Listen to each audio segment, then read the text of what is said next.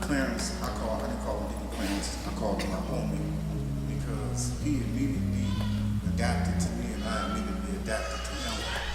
And he told me his life story and I told him my life story. We just bonded. And Clarence, he was the most loyal person I ever met in my life. He was my confidant. I could tell him anything and I never, ever heard it again. And that's what I liked about him the most. So everybody needs somebody they could go to, right? He was my go-to guy, and I was his go-to guy. And he had so many questions for me. He was just always, he never ever called me Rocky, he always called me Pastor.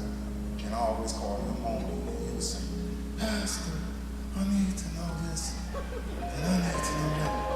And what's going on with this? And he was a man of peace. He loved his children. He loved his children. I'm going to tell 2 stories about Clarence, my homie, and I'm just going to sit down. The reason why I know he loved his children so much, I used to, me, Chris, the fellas, we used to hang out, we used to play basketball, and I was a little rough on the court, and Clarence charged me up one day. He said, man, my son told me you elbowed him in his mouth. And I didn't even know his son was mad at me. But he took up for his son. And it was interesting because Clarence really charged me up. And I was like, hold on, homie. And he calmed down. He said, okay, man, I just wanted to let you know that. And like I said, we laughed at each other. We called ourselves weight twins because we weighed the same amount. And then Clarence, he started weighing a little bit more than me. And I said, I'm determined to lose some weight. And one day I came to church, I said, Clarence, homie, I'm finna lose some weight. Janetti told me my stomach is big as yours.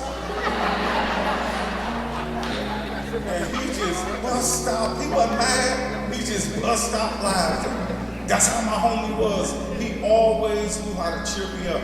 And before I take my seat, we would go to the retreat together. We would share rooms, and one night, I said, Clarence, I ain't gonna be up all night, but if I needed to be up all night, I could stay up all night. I said, I don't even have to get no rest. And believe it or not, y'all, I didn't get no rest, because Clarence snored all night. I never met nobody that snored like Clarence, and I would push him, and I would wake him up. He said, oh, excuse me, Pastor. Now, for any of y'all that really know Clarence, y'all know that's how Clarence was. I'm gonna miss you, homie, and I want the family to keep your head up. Y'all had a good man in that family, and that's all I got to say about my homie.